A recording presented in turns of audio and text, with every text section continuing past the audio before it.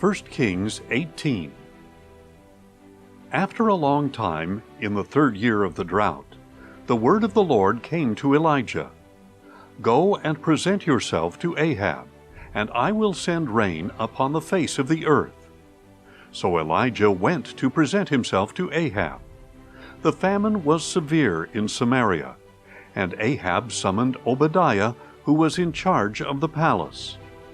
Now Obadiah greatly feared the Lord, for when Jezebel had slaughtered the prophets of the Lord, Obadiah had taken 100 prophets and hidden them, 50 men per cave, providing them with food and water.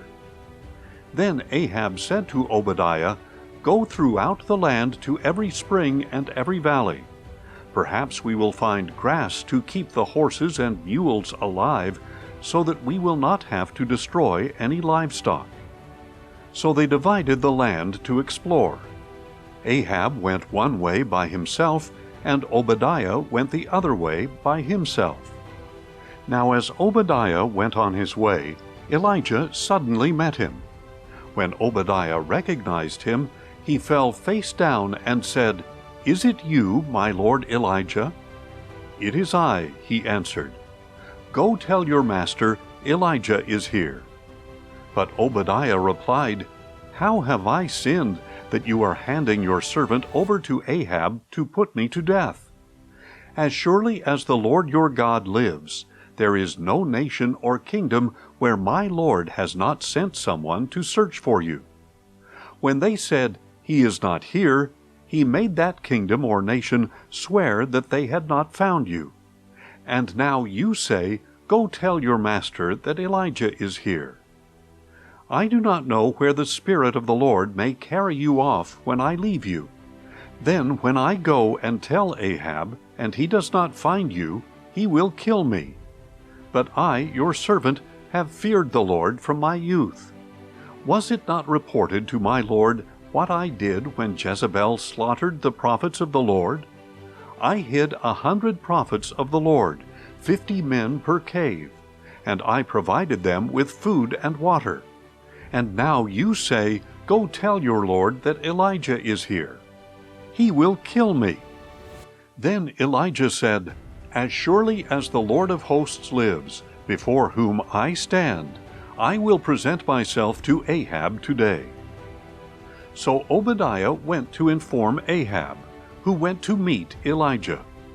When Ahab saw Elijah, he said to him, Is that you, O troubler of Israel? I have not troubled Israel, Elijah replied, but you and your father's house have. For you have forsaken the commandments of the Lord, and have followed the Baals. Now summon all Israel to meet me on Mount Carmel, along with the 450 prophets of Baal and the 400 prophets of Asherah who eat at Jezebel's table. So Ahab summoned all the Israelites and assembled the prophets on Mount Carmel. Then Elijah approached all the people and said, How long will you waver between two opinions? If the Lord is God, follow him. But if Baal is God, follow him. But the people did not answer a word. Then Elijah said to the people, I am the only remaining prophet of the Lord, but Baal has 450 prophets.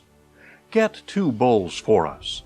Let the prophets of Baal choose 1 bull for themselves, cut it into pieces, and place it on the wood, but not light the fire. And I will prepare the other bull, and place it on the wood, but not light the fire. Then you may call on the name of your God, and I will call on the name of the Lord. The God who answers by fire, he is God. And all the people answered, What you say is good. Then Elijah said to the prophets of Baal, Since you are so numerous, choose for yourselves 1 bull and prepare it first. Then call on the name of your God, but do not light the fire.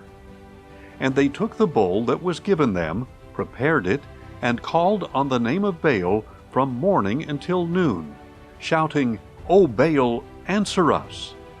But there was no sound, and no one answered as they leaped around the altar they had made.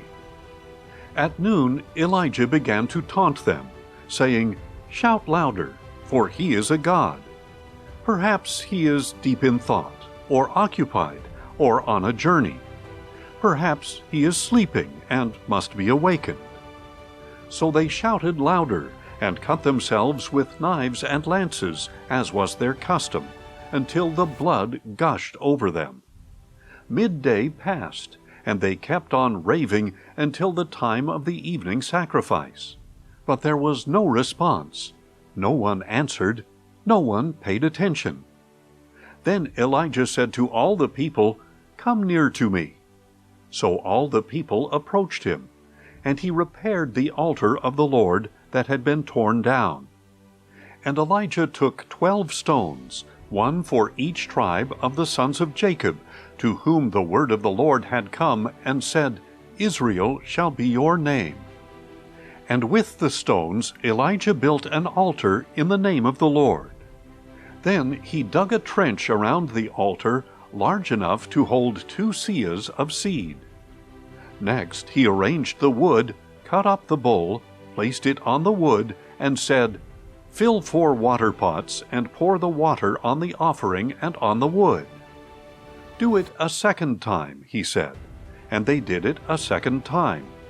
"Do it a third time," he said, and they did it a third time. So the water ran down around the altar and even filled the trench.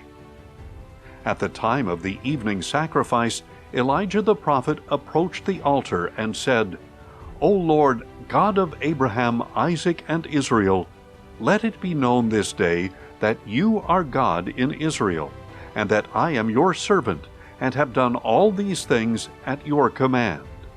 Answer me, O Lord, answer me, so that this people will know that you, the Lord, are God, and that you have turned their hearts back again." Then the fire of the Lord fell and consumed the sacrifice, the wood, the stones, and the dust, and it licked up the water in the trench. When all the people saw this, they fell face down and said, "The Lord, He is God! The Lord, He is God!" Then Elijah ordered them, "Seize the prophets of Baal. Do not let a single one escape." So they seized them, and Elijah brought them down to the Kishon Valley and slaughtered them there. And Elijah said to Ahab, "Go up, eat and drink, for there is the sound of a heavy rain." So Ahab went up to eat and drink. But Elijah climbed to the summit of Carmel, bent down on the ground, and put his face between his knees. "Go and look toward the sea," he said to his servant. So the servant went and looked, and he said, "There is nothing there." 7 times Elijah said, "Go back." On the 7th time the servant reported, "There is a cloud as small as a man's hand rising from the sea." And Elijah replied, "Go and tell Ahab, prepare your chariot and go down before the rain stops you." Meanwhile the sky grew dark with clouds and wind, and a heavy rain began to fall. So Ahab rode away and went to Jezreel. And the hand of the Lord came upon Elijah, and he tucked his cloak into his belt and ran ahead of Ahab all the way to Jezreel.